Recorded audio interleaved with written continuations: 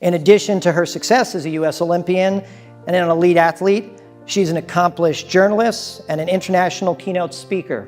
It is my distinct pleasure to introduce Ms. Leslie Maxie. Wow, I have 3 big keynotes that I am hugely proud of. One talks about my Olympic experience. It's called Excellence is Not an Accident.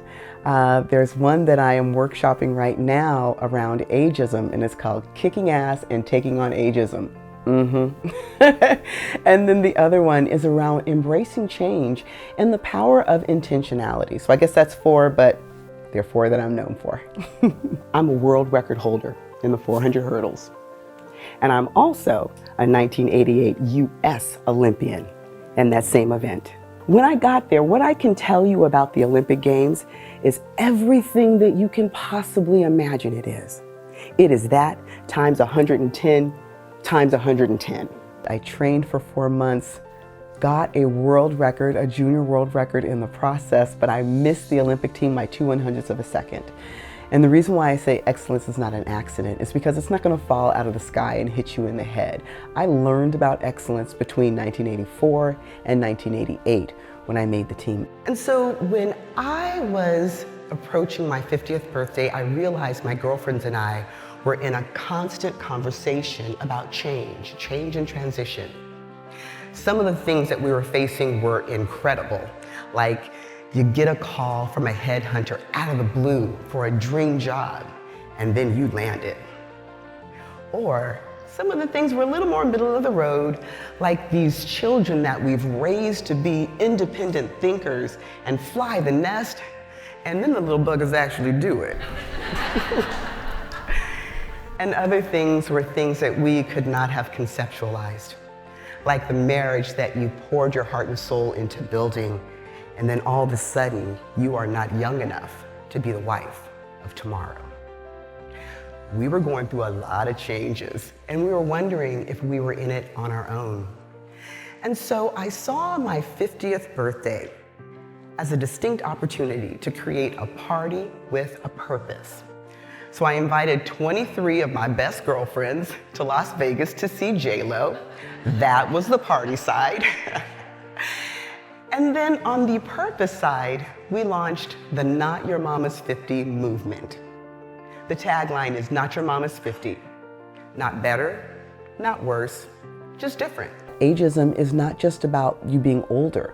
People that are younger experience ageism. You know, if you go for a job and you're 30 years old and normally someone would be about 50, they may look at you and not think that you can do the job when you know you're completely capable. That is ageism. If aging is the one thing that we all have in common, we are aging as I speak, then ageism is the one ism to which we can all fall prey. So if that's the one thing we have in common, why don't we unite to fight ageism in all its wretched forms? And for everything that I shared with you, I ask you, hear me with your ears, but feel me with your heart. And let's leave this room and kick ageism's ass. After I do a keynote for a company, I always follow up, not just for testimonials, but to find out, what resonated most with your people? Are there things that I could have done differently? Did I really hit the spot? Because we're going to talk about the keynote prior to, and I'm going to ask you a lot of questions that will help me to either modify the speech that I give or even create something custom for your needs, because really my story is presented in a way that it can help your people, to give them a framework for a call to action to use those things in their own lives.